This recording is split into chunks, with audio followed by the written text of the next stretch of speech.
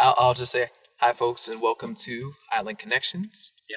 All right. So from the top, 3, 2, 1. Dang, y'all are gonna mess me up every single time we do this.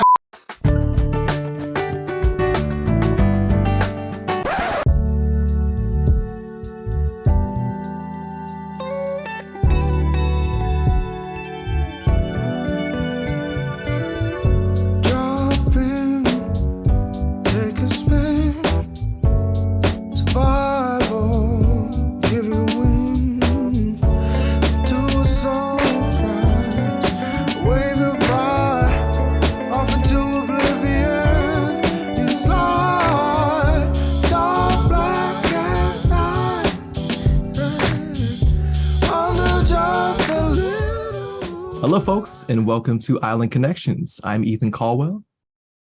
And I'm Rod Labrador. And I'm Ruben Campos, and I'm very excited to introduce today a new segment of Island Connections, where we'll be focusing on our department's Center for Oral History. Today we have with us the director of the center, Professor Daviana McGregor, and the associate director, Maika Mizukami. Welcome back to Island Connections. Hi, aloha. Thank you for having us. Yeah, welcome back to the show, folks. You've been on Island Connections before when Brahim was the host. And, so Davey, can you tell us a little bit about yourself, a little bit about your research, classes you teach, and what your role is at the center? Aloha. I teach the course on Hawaiians and land use and tenure in Hawaii, and also economic change in Hawaii's people. But since January of 2018, I've become the director for the Center for Oral History. So I've also taught a course on oral history theory and practice. I am from Hawaii. I'm born and raised in Ka'iwi'ula, which is in Kapalama on Oahu. But I also raised during the summers with my grandparents in Waiakea and Hilo on Hawaii Island. And through my work with the Protect Kaho'olawe Ohana to steward the island of Kaho'olawe, I feel I'm a kama'aina to Kaho'olawe. I'm a resident of Kaho'olawe as well. And I've been a resident of Molokai through the 2.5 years of the COVID. So I'm just come back to Oahu this semester to teach in person. So Maika, can you tell us a little bit about yourself, or maybe a little bit about your research that you're doing, and also your role with the Center for Oral History? Yeah, hello, I'm Maika Mizukami. I am born and raised on the island of Kauai. I grew up in Ele, but went to school in Lihue, so kind of between the southwest side and kind of east side of the island. I'm the associate director here at the Center for Oral History. Been with the center since 2018 when we were first on the show, I believe. And I have co-taught or helped co-teach that oral history course that Daviana mentioned 2 times. And I've also taught in the second language studies department, introduction to Pidgin in Hawaii. Very cool. And, since we have both of you on this show, can you give us a little brief history of the Center for Oral History, especially for folks who don't know? And maybe can you also elaborate a little bit on the importance of oral history as well?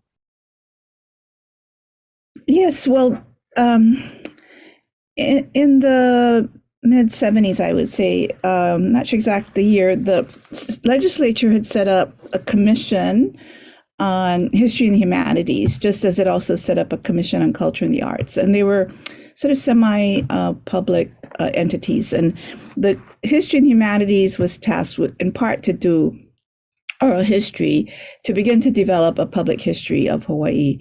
But one of the members of the board felt they weren't doing enough, and they knew of the work that the Department of Ethnic Studies was doing here at UH Manoa, because our department had been started in 1970, and we essentially had to build our own curriculum and our resources. And we did a lot of oral history in addition to looking at written resources, but most of the written record didn't reflect the history and experiences of Hawaii's multi-ethnic peoples.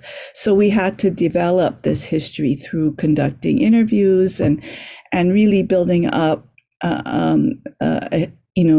documenting all of the contributions, experiences, struggles, high points, just the history of living in Hawaii. So that director, his name was Koji Ariyoshi, was also teaching in the Department of Ethnic Studies at the time. And so he went to the legislature, and some of us from the department went, and we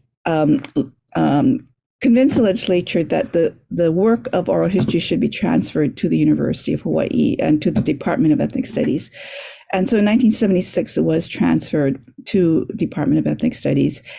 And the first director was someone also from Kauai, Chad Taniguchi. And then the second director was Warren Nishimoto. And at some point in those early days, because the center was now at Manoa, but it was also struggling to get funding from session to session, as was the program at that time. They felt that they would have a better opportunity and give the department a better opportunity to get funding if they went under the Social Sciences Research Institute. And so somewhere around 98 or so, they went under this, the center was under the Social Sciences Research Institute within the College of Social Sciences. And then in 2018, when the director retired, the dean, Denise Conan, decided that it would be better to have the center linked to teaching faculty in a teaching department and integrate it more thoroughly into the curriculum.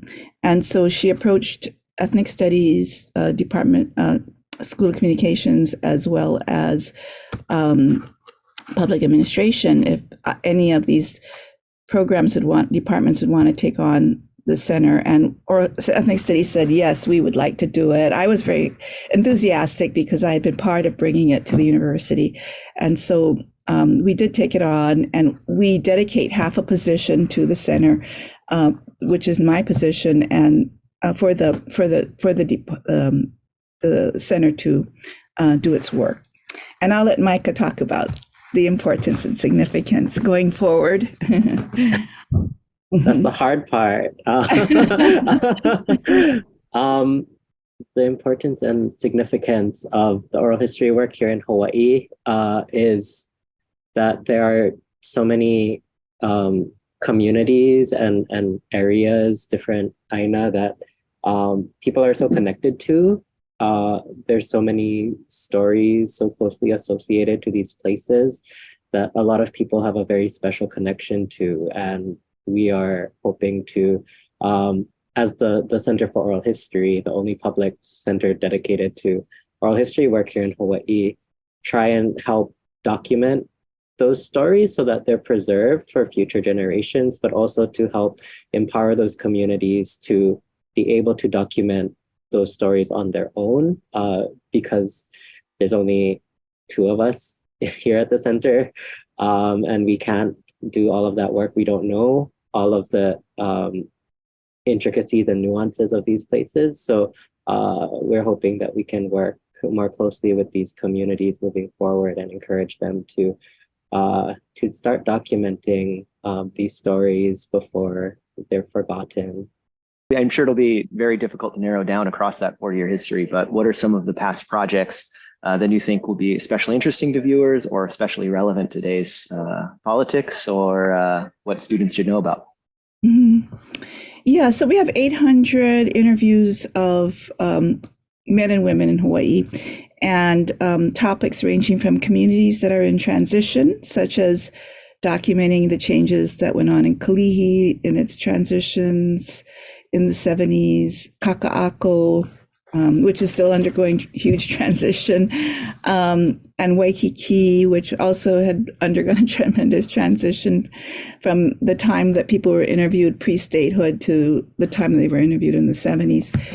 There's also a focus on ethnic groups. There's a focus on occupations such as teachers, and pineapple cannery workers, which a lot of people relate to because they all worked in the canneries during the summers when they were in high school.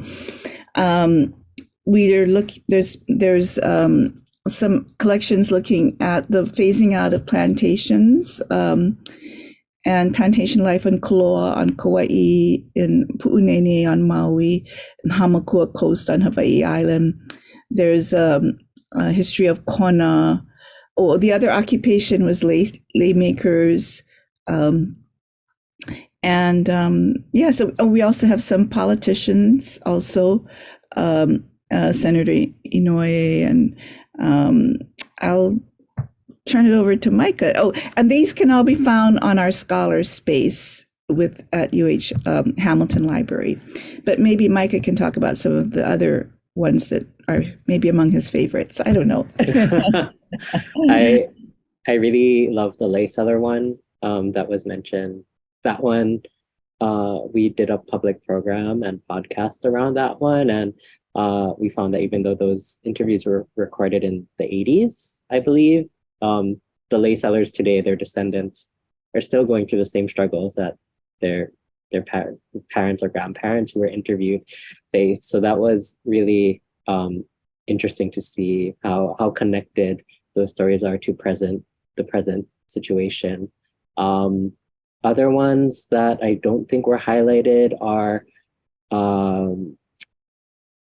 under historical events. We have one documenting the 1924 massacre in Hanapepe on the island of Kauai with the Filipino plantation workers, about the strike.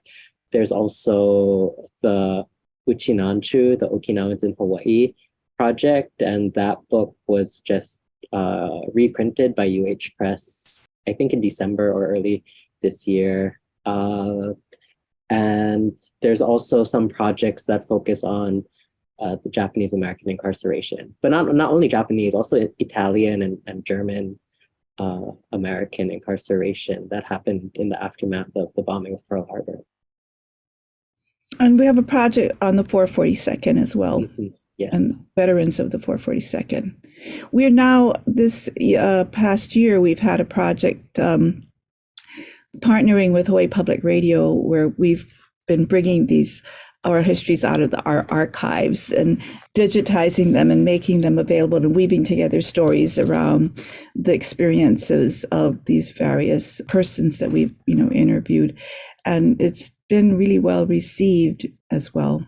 Yeah, since you mentioned the project with Hawaii Public Radio, since 2018, since the center's return to the Department of Ethnic Studies, the center has been really active in really engaged in public-facing scholarship and documenting community histories.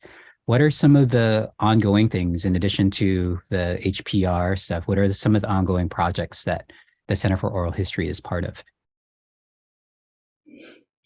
Well, I'm involved with one on Kaho'olawe Aloha Aina, documenting why people got involved in a movement to stop the bombing of the island of Kaho'olawe, and also which formed the foundation of an Aloha Aina movement today. And we also have a project with the national parks, documenting the whole evolution of the parks and the contributions of their staff in the last, I would say, 40 years in conservation work at Haleakala and at Volcanoes National Park, and also a focus on the Ala Kahakai, the people who work and volunteer to maintain the Ala Kahakai Trail system that is under the national park.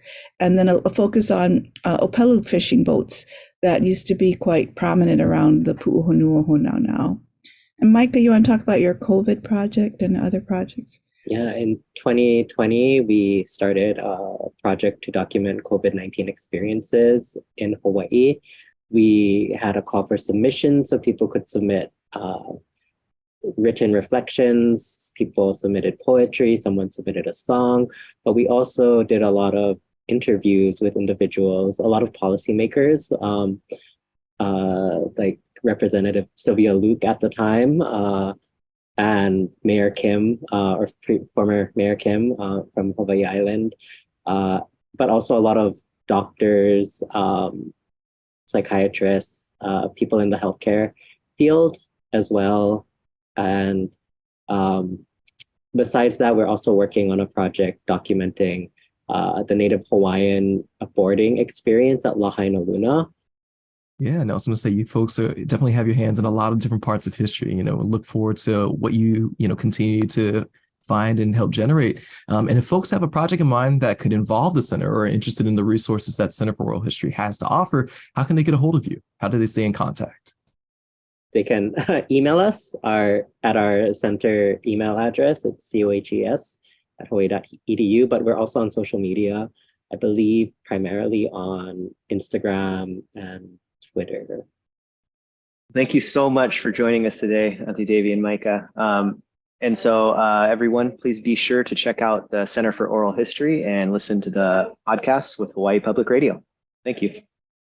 And our next segment is going to be with Rich Rath, and we'll have a short discussion about our Creative Audiovisual Ethnic Studies initiative. And welcome to the show, Rich. And first, can you tell us a little bit about yourself? And even though you're new to the department, you've been at UH Manoa for quite a while, yes? Yes, I've been here since I came in 2002, and I'm very happy to be part of the Ethnic Studies department now.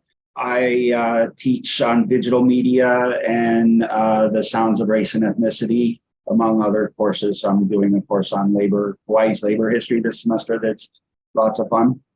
Can you go in a little deeper on your specific research? Sure. The Sounds of Ethnic Studies listens to the sounds of racism and classism and sexism by paying attention to voice, to architecture and soundscapes, things like that. How environments are built sonically, not just visually. A good example that kind of brings that home is either the movie Sorry to Bother You or the Spike Lee movie Black Klansman, where they depend on the sound of the voice to establish race in contrast to the vision part, which is removed from the picture to show, to me, how important sound and voice are to constructing these categories of identity and inequality and power. And then the digital course, Digital Ethnic Studies, looks at the reciprocal relationship between inequalities and empowerment and the digital realm. So not just how we can advocate within that realm, but how that realm shapes the constructions of identities and race and politics and power. So those are the two courses. And then the Hawaii labor history, we're working from the present backwards. So starting with COVID and hotel workers and working back to end up at the Ahupua'a, not as a long gone concept, but as the possibility for the future and the present. Yeah, can you relate that a little bit to some of your past research or some of your future research too? Sure. Well, I just finished an article with Professor Dasgupta called "Dying to Work," which is about hotel workers from Local 5 during the pandemic. And the thing we found there was that every time tourism revenue increased, 6 weeks later, deaths increased. So it's a bit of a morbid finding. And we frame that as something we're calling autoimmune capitalism, which is basically how capitalism, in treating everything as a resource to be extracted from, and aiming that at humans, is basically consuming itself, like much in the same way as an autoimmune disorder, which also offers rays of hope for something different to come in. So we're not just about criticizing things, because Local 5 really served as an inspiration after being shut out of the talks about reopening. They went and did inspections and made sure their communities were safe on their own without the support of the state and actual opposition of the state. So it's a great article. And then my work in digital and sound studies I'm long finishing my second book, way too long. That's just an overview of the field, the rapidly shifting field of sound studies from a historian's perspective. And then with the digital part, the thing I'm working on right now is on predictive policing, Google's Deep Dream Arc, and how the Deep Dream Arc kind of shows how predictive policing is hope you find what you're looking for. In other words, you get out what you put in. So if you're looking for gang members, you'll get gang members. If you apply church members to the same thing, you'll get church members instead. Just like when you train on dogs and put in trees, you'll get dog trees in the Deep Dream Arc. So I'm having a lot of fun with that. And ChatGPT has been kind of a source of amusement because you can talk it into corners in conversations. And I've got a few pieces on Medium about that. Oh, that sounds great, because it really kind of ties into our Creative Audiovisual Ethnic Studies initiative. So can you talk a little bit about CAVES? I know it's a relatively new part of our department, but tell us what it is, how it's kind of forming, and then where you see it going. Sure. I'd be happy to, just with the proviso that I'm speaking on behalf of Rod and Ethan too. So okay. I would like to be a part of this conversation. And my understanding of CAVES, I'm approaching it from the sort of architecture side of things, because I have this odd superpower of being able to administer a Linux server. I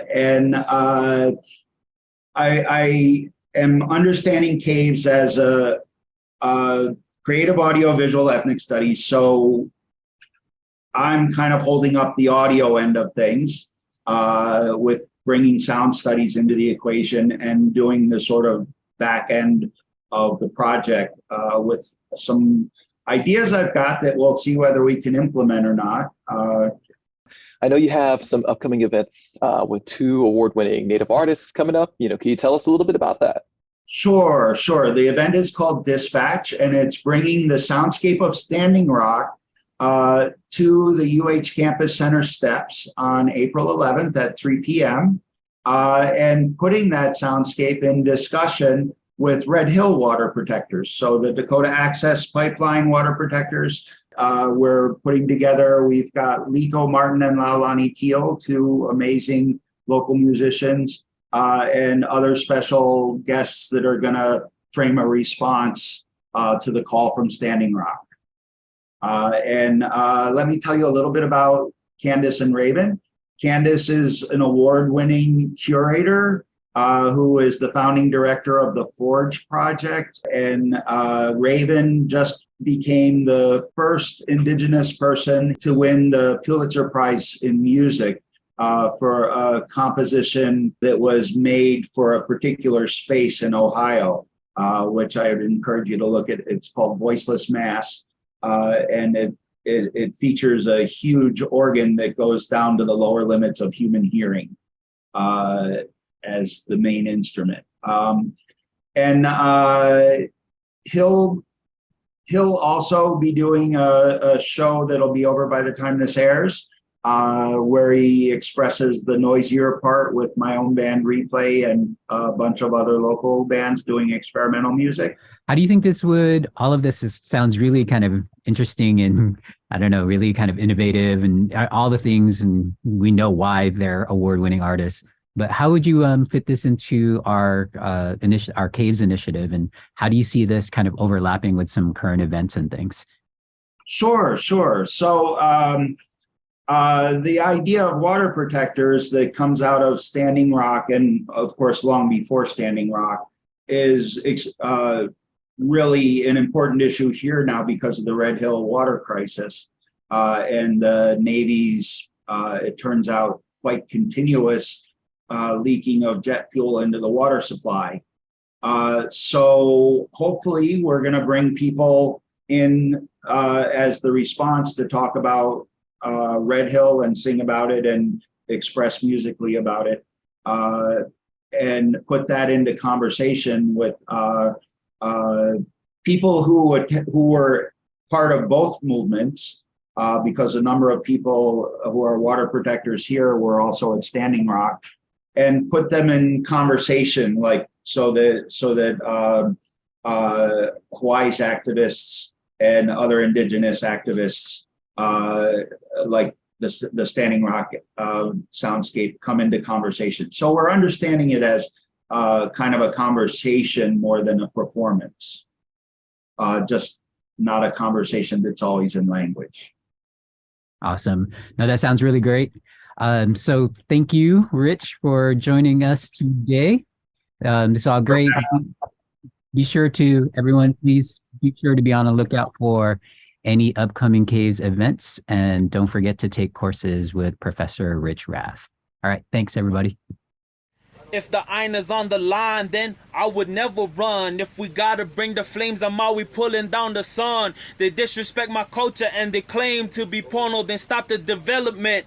Defend Ohiki Lolo. You know how we roll, we kill oppressors on the track and go tell the military that we want Makua back. Protect Mauna Kea, protect Pohakuloa. They tried to silence us, but my people taking over. More knowledge, more wisdom, all these young Hawaiians driven. Because our ancestors signed a Ku'e petition. East side, west side, any side and every side. It doesn't matter anyway, cause we got that Hawaiian pride. Love for my people, not a heart filled with hatred. But how can these non-Hawaiians say our sacred sites ain't sacred? It's the dark side killer. Shake your uli uli. Hawaiian patriots here to make the system huli. Yeah. Hey folks, and welcome to Island Connections. I'm your driver, Professor Ethan Caldwell. Hello, Ruben Campos. I am on sound. And I'm Rod Labrador on coffee duty. Welcome to Riding in a Car with Professors. All right, so today we have with us ethnic studies graduate, current student as part of our combined bachelor's and master's program, and three-time Nahoku Hano Hano Award winner for Hip Hop Album of the Year, Puna Hele. Yes. What's up, Puna? Aloha, aloha. Nice to be here with you guys. Yeah, thank you for joining us with this Riding in Cars with Professors. Actually, Puna, one question. I'm going to just jump in. Go. With the introduction, you've now started being introduced as a Nahoku winner, right? Would you still prefer to be like Iron Mike winner? I prefer to be the first ever Iron Mike MC champion over a Hoku winner, because it was a harder fight to become an Iron MC champion. I know. I feel like winning a Hoku got me more respect from the Hawaiian community. Usually people look at me like, yo, you're just a crazy hood kid from the West Side. And we kind of don't want you to have a platform with what you're going to say because you advocate so hard for the community. And you kind of don't let people talk slick about your Aina Hanawa. And I kind of perpetuate things other than academia, just life coming from a rough place. I'm not gonna shy away from it. And people don't like that in the Hawaiian community, but I always show them love and, spread the positive vibes. But yeah, well, I mean, because part of what Ruben's asking too is like, that's the battle rap, right? The Iron Mike MC, the battle rap MC. Can you talk to us a little bit about, when I met you? Remember when I first met you? I think we were at Ala Moana years and years ago. How has that artist changed from the first time I met you like 10 years ago to now, the winner of the first battle rap MC, to winning these awards, to getting your degree, to now about to finish and get your master's? Well, I think I don't think I have changed much. I think I'm still that same kid who was down to battle anybody who, at the time, I was like fully engulfed in hip hop culture and perpetuating that old school style of representing that. Like, I was down to be the best MC ever and pushing myself and my craft And I feel like jumping in academia, becoming an ethnic studies major gave me better language to articulate for my community and learn about the systems that are plaguing my community. And yeah, it also, I kind of grew and became more critical. Thinking of all of these critical frames made me more critical in my art. I was swearing, I was saying a bunch of ratchet stuff that I kind of don't regret because that was a part of who I am. But becoming an ethnic studies major made me question why I was saying those things. And now I realize when I choose to say things like that, it's a performance of my identity to let you know, where I'm coming from, my class, my culture, my ethnicity, letting you know that I'm me by saying what I say. Well, can you tell us a little bit more about that? Like, what compelled you to become an ethnic studies major, and how do you think that's also helped shape not only your connection to academia, but also, the lyrical side of the work that you do? Yeah, before I was an ethnic studies major, I was just in college and not caring. I had to battle rap at night and I wasn't going to class. I was thinking man, this classes ain't paying my bills or anything. So I was working and battle rapping at night and making money off of battle rap. So I was just completely failing, getting A's. I failed English 103 times. I don't tell people that, but I did. But by, I guess, failing and becoming on academic probation eventually led me to talking more to Professor Rod and wanting to take my academic career more serious and becoming an ethnic studies major and having people like you folks to keep me accountable. The teachers that was teaching me at LCC Waianae was a bunch of just white dudes in my community, and I couldn't relate to them, but being around folks like you who kind of taught things that would make me want to advocate for my community gave me more roots, and that helped me as an ethnic studies major just stay more accountable and more focused. And it gave me a why. Instead of being a crazy kid from the West Side just wanting to battle rap and win money, it made me want to use those skills to advocate for my culture and community. And ethnic studies helped me with that.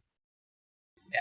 Can you talk a little bit? You're part of a special program in our department, the Combined Bachelor's and Master's program, the BAM program. Can you tell us a little bit about that in terms of what is it you're doing now as part of your getting your master's in education? I think the BAM program is super tough, and it makes me take more classes, but it puts a fire under me and it pushes me. And a lot of those educational classes show me what's wrong with education. Things like the things that student parents go through. As a student parent, as a houseless student, a lot of people don't talk about this in my normal classes, but I'm glad that as an ed admin student, I'm learning a lot about all these things to describe more about my situation and my community. And yeah, it's just giving me the language. I was asked by a teacher to explain why higher ed is important. And from the slums, guys, I'm like, the only reason that it is important to me, the main reason, is to fight off all of the academics that backstab my community. I have the pala pala to make sure that some outsider can't just come and step on my community, be extractionary of my community. There's a lot of people who's not Hawaiian, not from the Waianae Coast, writing about incarcerated youth, writing about Hawaiians facing addiction, writing about houseless Hawaiians, and none of them actually live that. And I get a lot of flack for kind of pushing back. There's a lot of people in my community who can speak for my community, and they're swept under the rug because they don't have academic degrees. And I feel like I can be a buffer zone to that. I can stand up against that. And I can also tug on those people who I know have real life experiences from my community. And instead of, interviewing them, writing and taking all the credit, I just give all the credit, and whatever I would make off of that, or whatever clout or mana I would get off of that, and just give it back to them, because that's where it needs to stay. For for your school stuff, how have you been able to kind of connect your artistry, your music, and your education?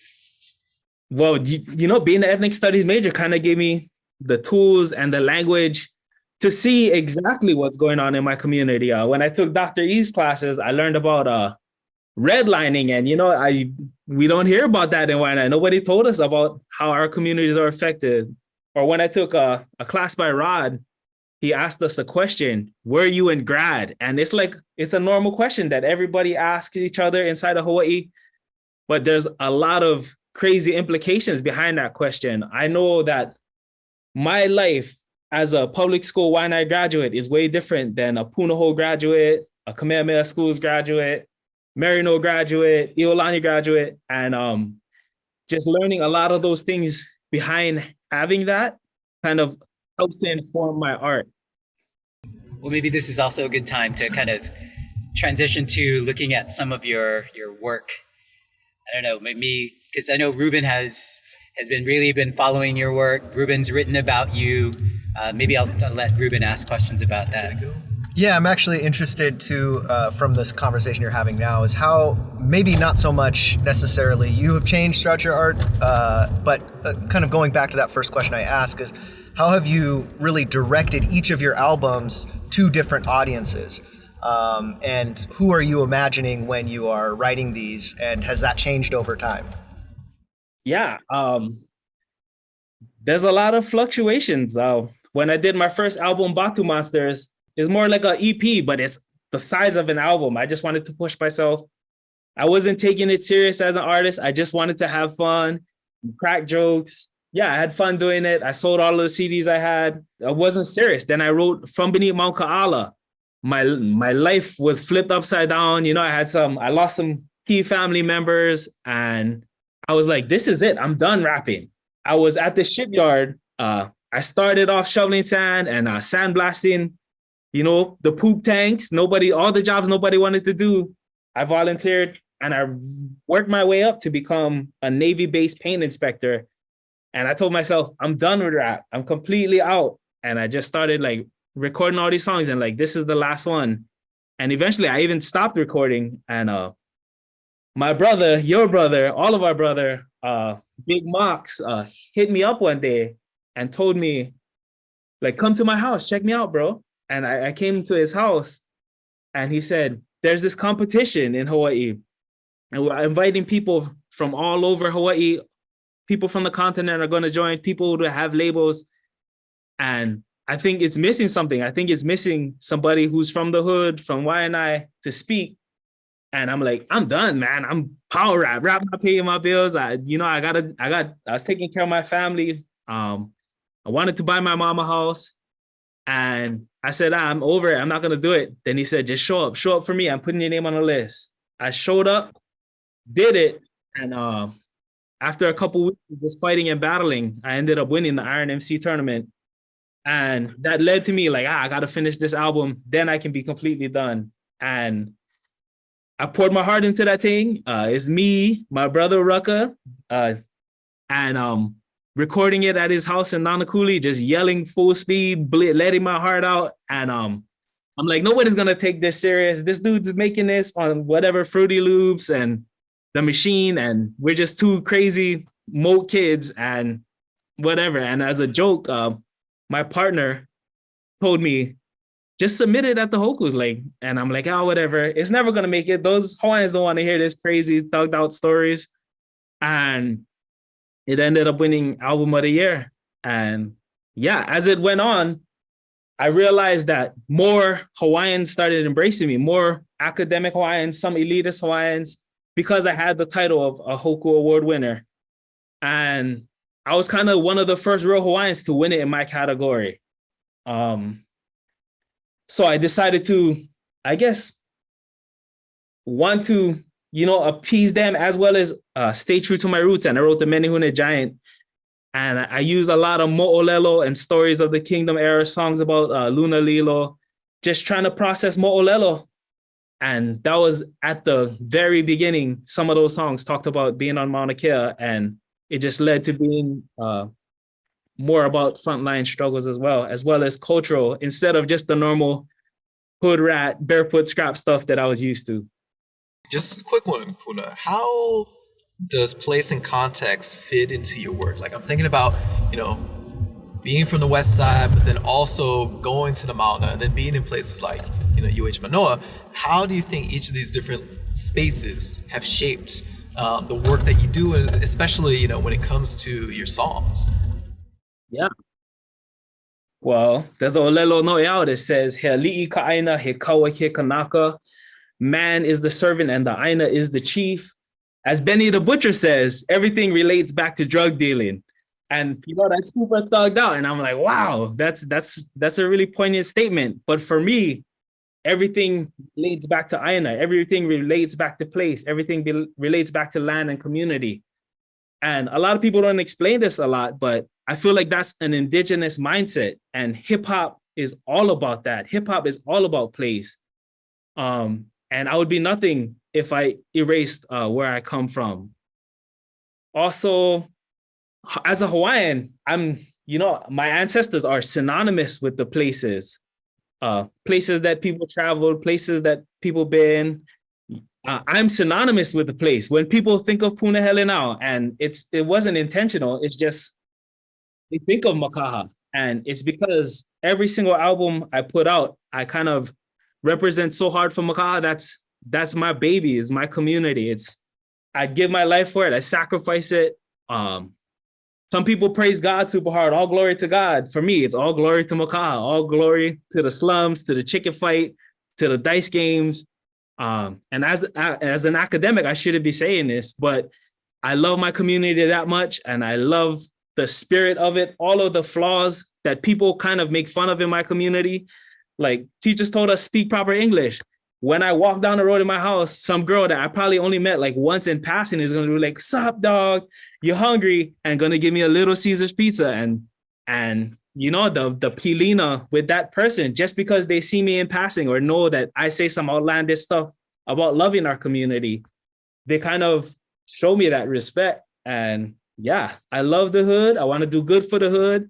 Everything is about the hood, and Makaha all the way. I mean, I guess that follows then too, because after Menehune Giant that's the next record was when the one recorded up on the Mauna, yeah?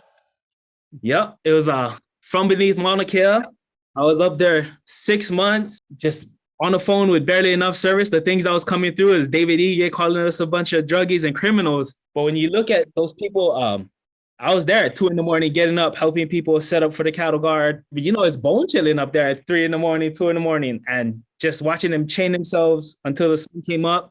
Just seeing Hawaiians put their bodies online. All of these people on top of the Mauna is actually community leaders. People like Walter Riddy, Kumu Kalekoa Kael, Kumu Noi, Goodyear Kaupua, Kumo Imai Kalani Winchester. Just people that I know that love the Aina, love the community as much as I do. And you're calling all of us criminals and druggies, but these are people with PhDs, people who have stood against hyper-militarized police officers and people that bombed Aina time and time again and put their lives on the line. And we're just getting, lives. So that's From Beneath Mauna Kea, and all about being on the Mauna and standing against that desecration. What was the latest album? The latest album I wrote after that was called The West Above All. And at the tail end of From Beneath Mauna Kea, I don't know if people can tell, I was missing Makaha so much that I kind of reverted back to making songs about the hood, even though I was in this tent on Mauna Kea recording this album. And The West Above All was like, man, I felt kind of, a lot of the people that I was standing against my community on the Mauna was also the people standing against my community on the Waianae Coast. And I got super angry. The West Above All, I was angry. I doubled down. I uplifted my hood even more. And there are songs like Pray for Sets, which is a place name in my community, where there's crystal clear barrels and all that. And I shouted out all the surfers in my community because I felt like nobody was showing all these amazing 3-time world champ surfers, young rippers like Sheldon Paishon, Alessa Quizon, who's married to Max Hoggle now. Just all the young surfer grums that I kind of look at as heroes and rippers in my community, and I put on for them. And yeah, if you got another album, I got another album after that too. Yeah. What was the other album after that? It's called Ho'okupu.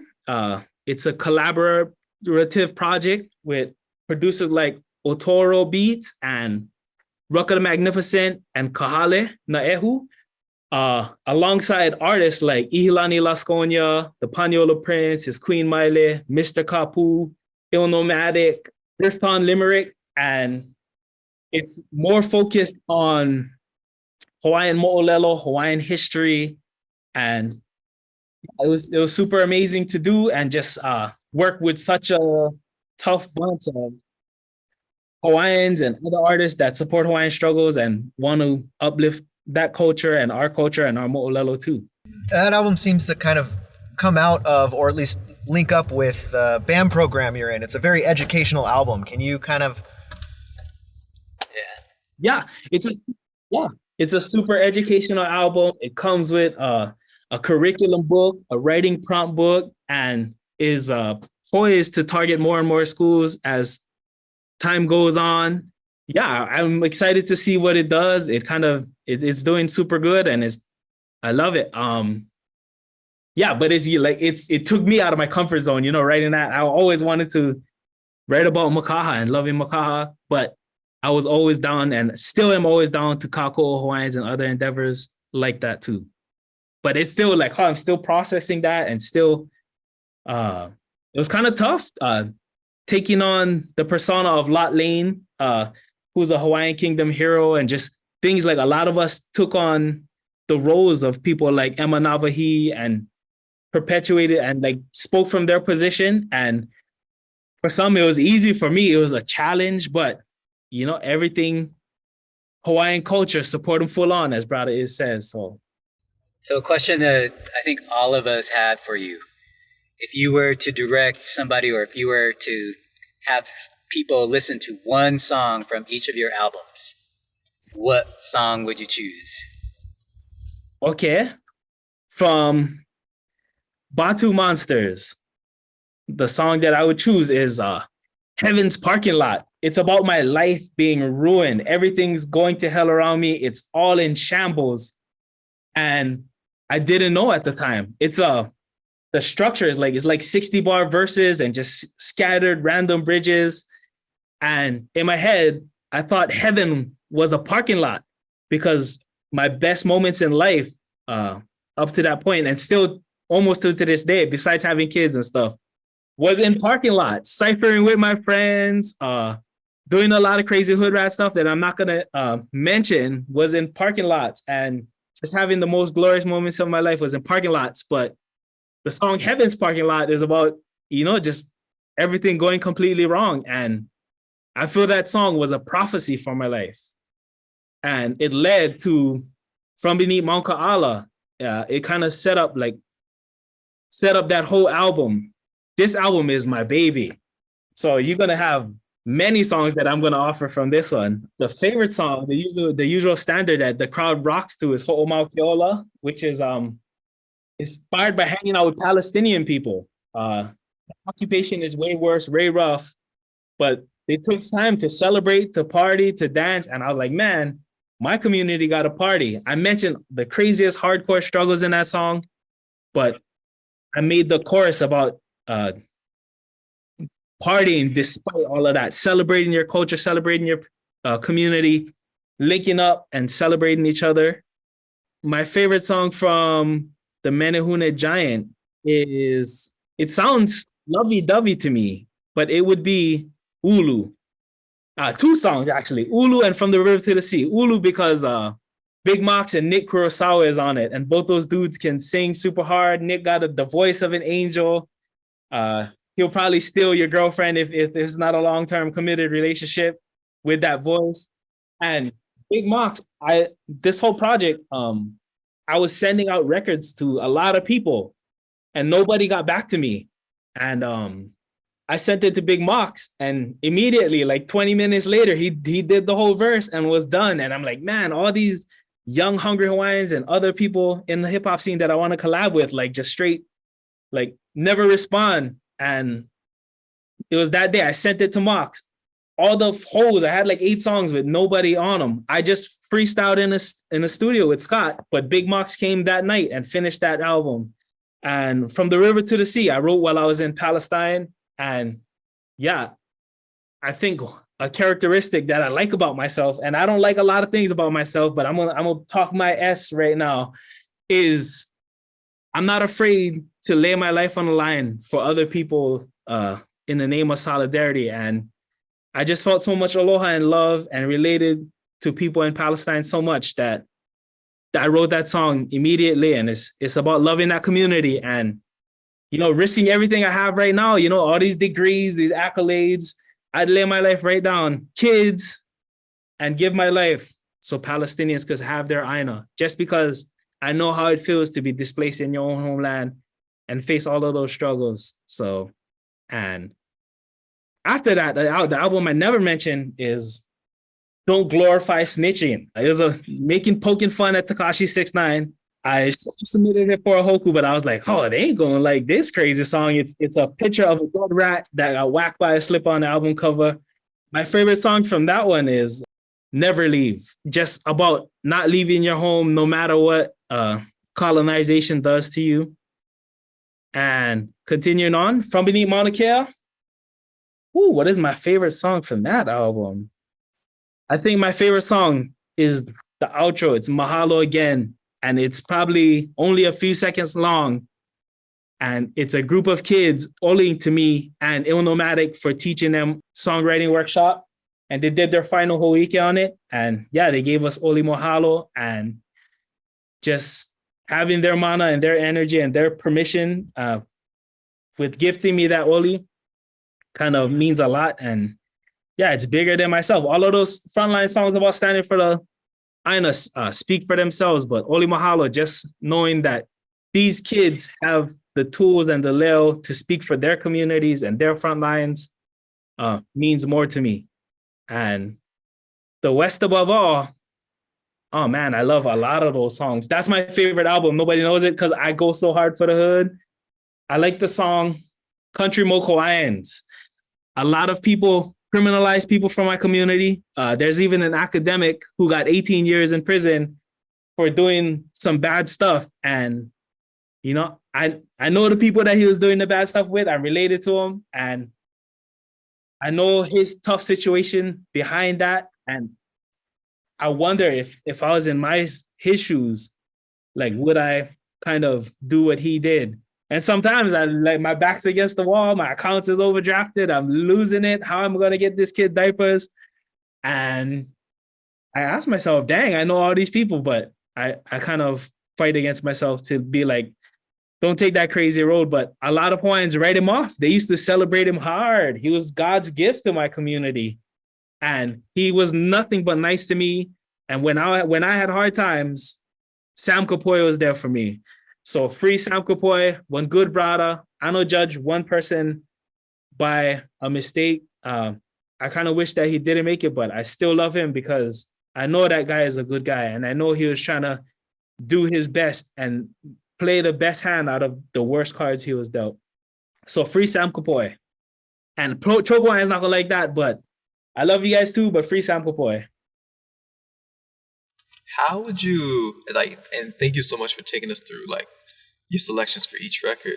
How do you think, sorry, I'm also formalizing this on the spot, but where do you see yourself within this larger scope of, like, hip-hop in Hawaii and in the local hip-hop scene, and where do you see it going? Like, where would you like to see the scene go? Well, when I never had faith in myself or hope in myself, running into Big Mox kind of was like, I showed up like, this is the dude, this is the golden, like the GOAT of this scene at one point in time, still is. Run into him and I hit him up. We was watching Notorious. I was just a young kid. And I told him, well, let's cypher. And he was like, man, we ain't got no beats. I started beatboxing, he started rapping. Then he started beatboxing. I started rapping. And I was like, oh, thank you so much, man. Taking the time out. It was like one of my first times ever rapping for Jam with me. And he was like, bro, keep it up. Keep on going. And I was like, whoa, this dude told me keep it up. Keep on going. I never seen him for 1 year. After that, my whole community was on like fire. Everybody was on the 8 Mile thing back then, battle rapping. And I was like, man, I just started rapping by myself 6 hours a day. Then slowly and surely trickled to rapping at the bus stop. And ended up battling everybody in my hood. I was conquering every single block and community, little side street. And people was looking at me like I was a madman. And I kind of left my hood, like I cut all the grass in my hood basically with raps. But my end goal, and sorry for being a long-winded, was my goal was to be the worst MC in Hawaii. And for real, murder everyone worse than me. I'm the standard. I'm the worst one. Nobody else can be worse than me. And I was trying to smoke everybody and just being hardworking. When I look at artists like Hokanaka and I listen to his song 1779, to me, like that's one of the best Hawaiian hip hop songs ever. And it doesn't get enough credit. Brada's living off grid right now, farming, raising his family, and he's not really going ham with the rap. That's like a diamond. Then I look at songs like I Live in a Kingdom and Huli by Lockheed Trask, aka Homework Simpson. And Brada's songs is like gold. It's like get little bit stuff that you gotta knock off, forget all this gold, but that Brada is gold. So you get platinum and gold.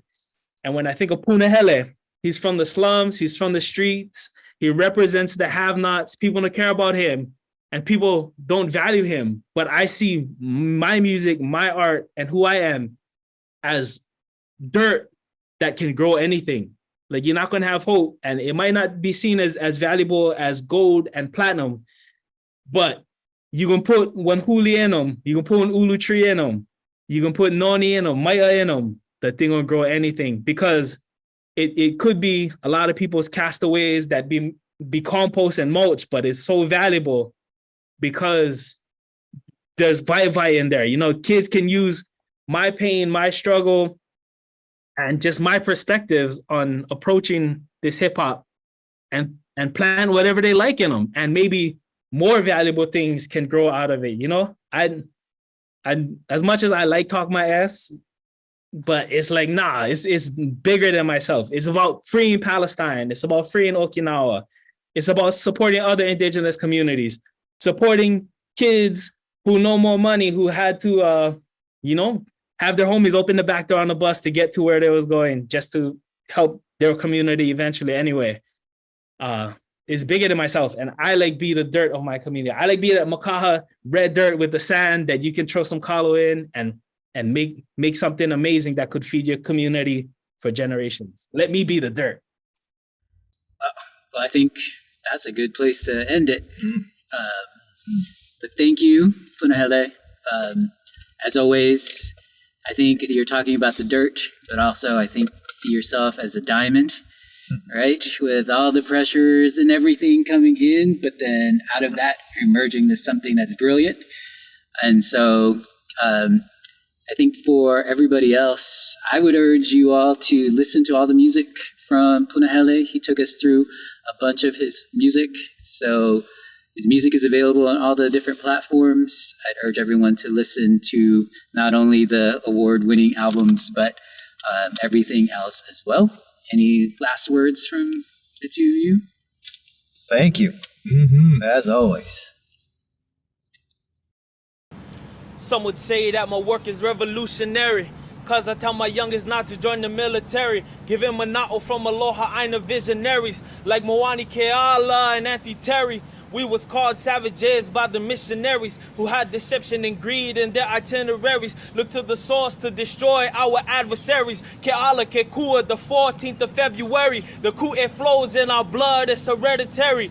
Those who stood for the Aina became legendary, fighting a righteousness that is customary. So we crush corrupt cowards and their mercenaries. You wonder why we tend to keep our hands inside the dirt. To heal the land is to heal our people of this hurt.